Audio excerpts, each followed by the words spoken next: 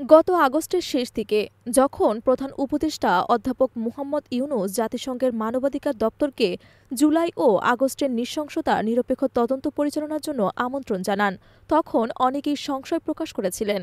কেউ কেউ মনে করিয়ে দিয়েছিলেন পুরনো বাংলা প্রবাদ খাল কেটে কুমির আনার ব্যবস্থা। অনেকেই আশঙ্কা করেছিলেন জাতিসংঘ অপ্রয়োজনীয়ভাবে বাংলাদেশের অভ্যন্তরীণ বিষয়ে হস্তক্ষেপ করবে এবং হয়তো এমন একটি আপোষকামী প্রতিবেদন দেবে, যেমনটি আফ্রিকা ও মধ্যপ্রাচ্যে দেখা গেছে।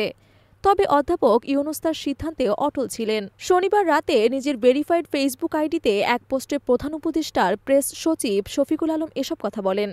পোস্টে শফিকুল আলম আরও লেখেন, ডক্টর ইউনূস চেয়েছিলেন হত্যাকাণ্ড ও সহিংসতার বিষয়ে একটি নিরপেক্ষ তদন্ত। তার বিশ্বাস ছিল জাতিসংঘের মানবাধিকার দপ্তরই একমাত্র সংস্থা যারা এমন সত্য উদ্ঘাটন করতে পারে। অবশ্য বাংলাদেশের সবাই জানত জুলাই ও আগস্টে কী ঘটেছে, কারা হত্যার নির্দেশ দিয়েছে, পুলিশের ভূমিকা কী ছিল, নিরাপত্তা বাহিনী এবং আওয়ামী লীগ নেতৃত্ব ও কর্মীদের কী ভূমিকা ছিল। তবে আন্তর্জাতিকভাবে স্বীকৃত এবং নিরপেক্ষ সংস্থার তদন্ত প্রতিবেদন থাকাটা জরুরি ছিল, আর সেই সত্য যদি অপ্রিয় হয় তাতেও আপত্তি নেই। স্ট্যাটাসে তিনি আরও লেখেন, অবশেষে জাতিসংঘের তদন্ত প্রতিবেদন প্রকাশিত হয়েছে, যা শেখ হাসিনার নেতৃত্বের উপর চূড়ান্ত আঘাত এনেছে। তার রাজনীতিতে ফেরার সামান্য সম্ভাবনাও এখন শেষ। যদি আওয়ামী লীগ এবং তাদের সেই বিশাল কর্মী বাহিনী যারা জুলাই আগস্টের হত্যাযজ্ঞে জড়িত ছিল না, তারা যদি দলকে পুনর্জীবিত করতে চায়, তবে একমাত্র উপায় হল শেখ হাসিনা ও তার পরিবারকে প্রত্যাখ্যান করা এবং জাতির কাছে নিঃশর্ত ক্ষমা চাওয়া। জাতিসংঘের প্রতিবেদন অন্য কোনো ব্যাখ্যার সুযোগ দেয়নি।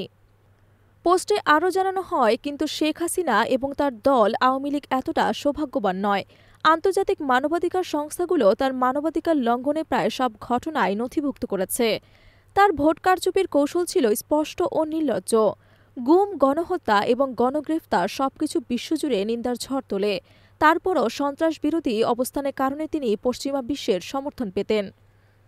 তার একনায়কতন্ত্রের বিরুদ্ধে যখন বিশ্বজুড়ে প্রতিবাদ উঠেছে, পশ্চিমা দেশগুলো তাকে অনিচ্ছা সত্ত্বেও সমর্থন দিয়েছে, কারণ তিনি ওয়ান অন টেরর এবং সন্ত্রাসবিরোধী যুদ্ধের সঠিক পক্ষে ছিলেন।